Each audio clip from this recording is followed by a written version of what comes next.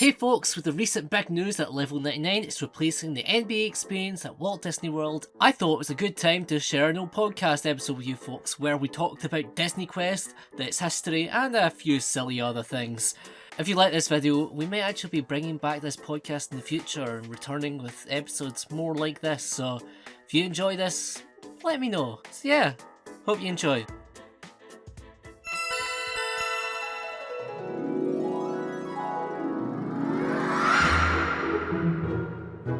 Hello and welcome to Disney Matter, where we talk about all things Disney. From Adventureland to Zurg, we take a deep dive into the vault and beyond with a few friends by our side.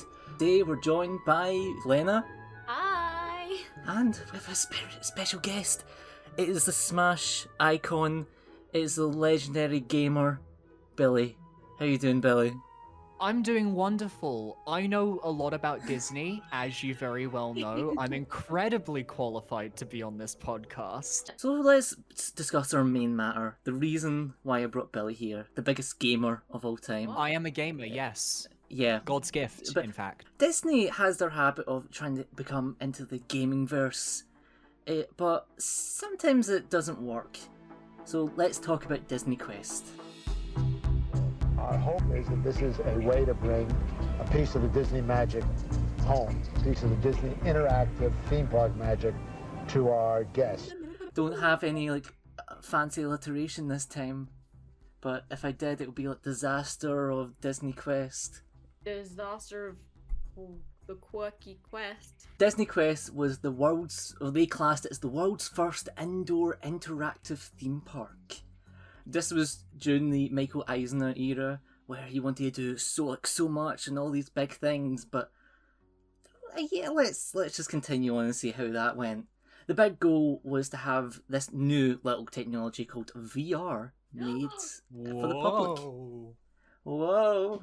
VR. So it's like, you could go to this place, put on a VR headset, and this will be the only place you'll be able to experience this. They wanted to create this brand where they could just place that around the country, so it's for people that can't travel to the parks to be able to experience what it is like being in the parks.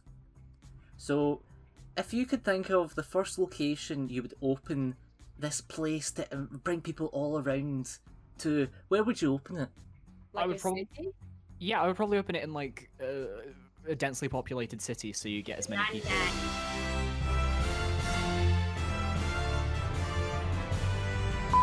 That's a genius idea. However, the first location was in Walt Disney World on June 19th, 1998. But you're already there! It's a good idea to start off there, but it continues on. They built 5 stories, which is, for an arcade, pretty large, but they decided to brand it under the Disney Village Marketplace update to become from Disney Marketplace to a place called Downtown Disney, where all the cool kids hang out. It's a large aqua blue building with no windows. However, the issue comes, it costs extra to get into it. As you enter this nice little lobby. It's got supercalifragilisticexpialidocious at the top. And this is your route to adventure as you enter the Cyberlater. Oh, I'm so excited! Oh We're my going god! to do you all come join Cyberlater, Billy? No. You've got no choice, it's the only way in. Oh no! You enter and it's a pre-show by the Genie. Welcome aboard Air Cyberlater. Our estimated flight time to Venture Port will be 45 seconds. Remember, it's not an elevator. It's an adventure! The Genie's taking you to its screens everywhere. Did they get Robin Williams to voice the genie, or did they have to get his stand-in Homer Simpson?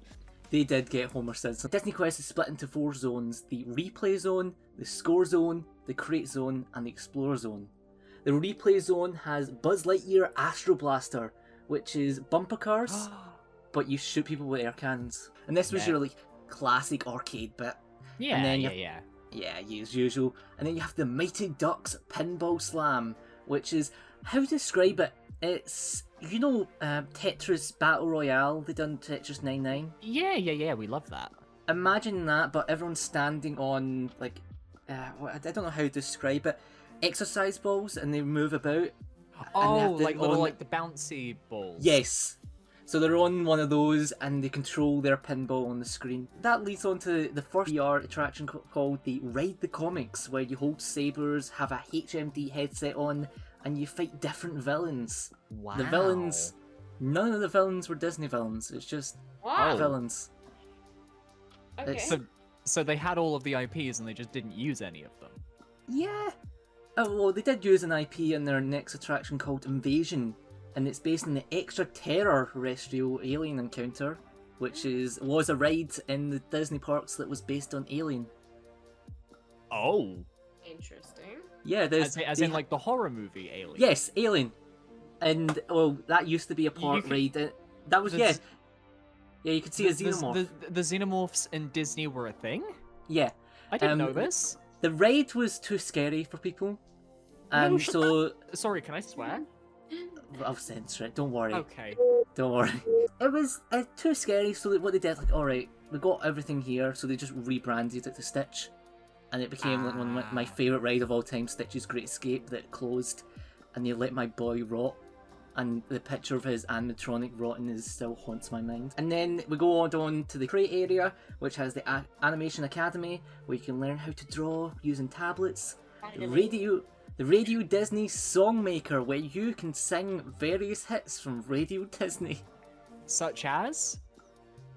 Various hits from Radio Disney. You have Sid's Crate-A-Toy, where you can make abominations just like your favourite character from Toy Story, Sid. And then comes my favourite attraction, known as Cyberspace Mountain. Oh, 'cause It, it's up to you. it's not, but it's just so cool, because what you do is, a bit like Test Track in an Epcot, you can create your own roller coaster. You build using a program, you build your own track, and then you jump in a simulator and you ride your track. And it was all narrated by Bill Nye the Coaster Guy. Wow. Oh, is it? Bill Nye was very popular in Disney. Like they Yeah. had him. I was gonna say, if you have Bill Nye, use him. Use that voice. Use they that used man. them everywhere. But to get to our Crazy. next attraction, we must go down this very special hidden slide. So you guys ready? Oh god. Oh, Oh, no! I'm ready. I'm Oh, we're ready? really what the I just went, I'm ready. Lena, would you like to go down first? No. Push her. But push Lena down the slide. I push Lena down the slide. Oh, Billy, would you like to go down now? Yeah. Sadly, after a year, this slide closed. It was after a year of the thing being open, it closed. So you're saying I push Lena down a closed slide? Are you kidding me? I'm dead now? Sorry, you really just had me going there. I'm really Yeah. upset. I wanted to go I'm down sorry. a slide. I can make up to you if you can go with Aladdin's Magic Carpet Ride, where you put on a VR headset. Oh yeah, and I bet the carpet's eaten by moths and... Sorry, I keep swearing. Yeah. Damn. Oh, there's not even a carpet. What you do, you sit on these bikes. What? You sit on these bikes with these. You actually get to see the headset here. It's like it's not these compact headsets you get nowadays. It's like you have a beak That's a almost bundle. like from your Oh, like I love eyes. that skybox. Overhaul question mark? It's interesting. Next, if we go down, is Hercules in the Underworld ride, where 6 players use joysticks to face off against Hades. But this was later replaced with the Pirates of the Caribbean Battle for Buccaneer Gold, and now only 5 players, where 1 controls the wheel and other 4 people control cannons. Oh, it's like VR Sea of Thieves. Yeah. Yeah, What? true. That is a bit where you're fighting off a giant ghost captain. Next thing we have is a recreation of one of their rides, the Jungle Cruise. And what it is, you sit in a raft. The raft moves side to side and you control the raft using real oars. Oh, that's cool. I It's- guess. Okay, but why do that when you could just go on Jungle That Cruise? is, but this one, you go transported to prehistoric times and you face off with T-Rexes. They didn't have the rights to Jurassic Park. Oh, they have Dinosaur, which is Dinosaur. However, I did leave off one attraction known as Treasure of the Incas. This was what you do is you controlled a toy truck through a maze, and one player controls it, while the other team can actually see what's happening, while the person in control can't. So it's that guide, a bit like in Crystal Maze with the I was gonna say this seems very Crystal Maze. However, there was an issue that people kept using their cell phones near it, and it basically broke the entire ride. And then one day, when the cars caught fire, This just adds a little bit of extra spice. They probably think it was like 5D cinema Yeah. experience, but now with real flames. the big issue with this catching fire though is the building has no windows. So the smoke is just gonna hit. It wasn't planned well, but no one's injured, and the whole area was pretty much destroyed. So what they did is That's what they want to tell you. is Nobody they was injured, rethemed it to just a jungle area, and they replaced it with one of my favourite rides of all time, which is basically about 10 of these. This is the Let's Go Yes! Jungle Yes! arcade cabinets. Let's go jungle! Let's go jungle! That We have one of those at the leisure centre in Gibraltar. I want one of these as a bed. Mm-hmm. I want to put a mattress Yeah. in here and just sleep in one of these cabinets. That would be fantastic. Someone has to have done Yeah. that already. The price for it was pretty normal. It was $40 for kids, and $50 Sorry. for adults.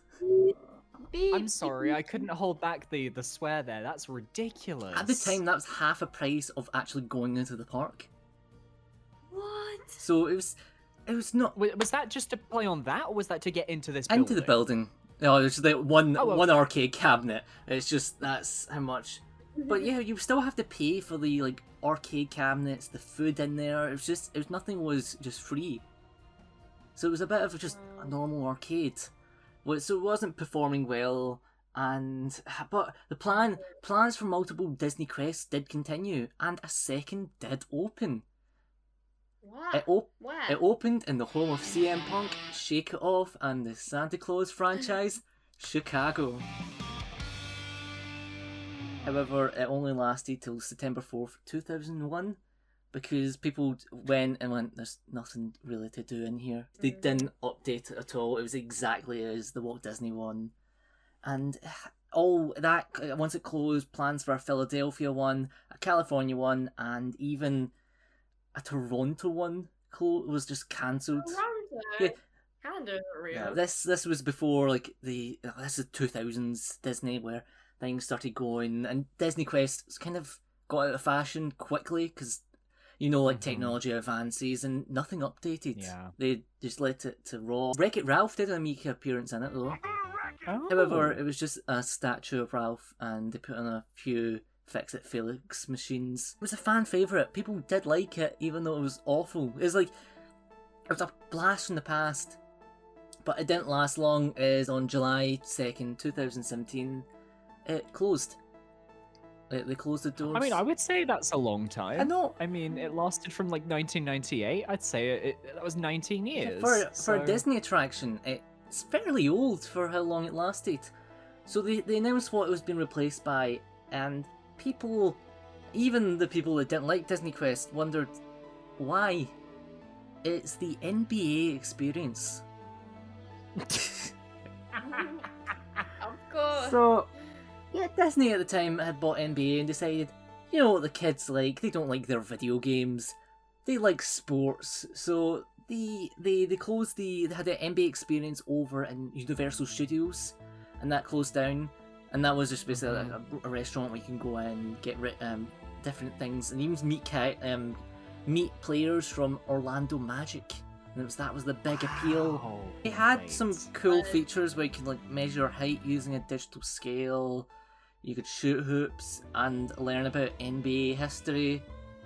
All the fun stuff. I wanted to do at Disneyland. I genuinely tried to research about the NBA experience more. I knew a lot about Disney Quest before going into this. Tried to learn about the NBA experience, and no official Disney platform has any big information about it. It was just like, we made it, COVID happened, it closed, and we just didn't reopen it. So for us today in Disney Matter, And I will Did expect- somebody say DisneyQuest, baby? Now that's a classic. Let's be real, boys. The arcades there were some of the finest out there. You could do whatever you want. You could, right? You can use the shooting ball thing, right? I've been there many times. You could just shoot Rick. the other ones, like we all know. I would recommend going there as soon as possible. Rick, Yeah? you're late. What do you mean? With I'm late. I already did the episode with Billy and Lena. What do you mean the episode? We have plenty to talk about. There's still so much they can open. Rick, you do know it closed. What do you mean? Yeah, of course it's closed. It's night right now. Of course they're gonna reopen tomorrow morning at 9. Of course they're closed at 9. Rick, you got replaced by the NBA experience years ago. You need to let it go. You can't do this to me. Rick, I'm not lying. This is You can't do this to me. Rick. Wait, put down the chair. No, you can't. No, this is all I have. Oh,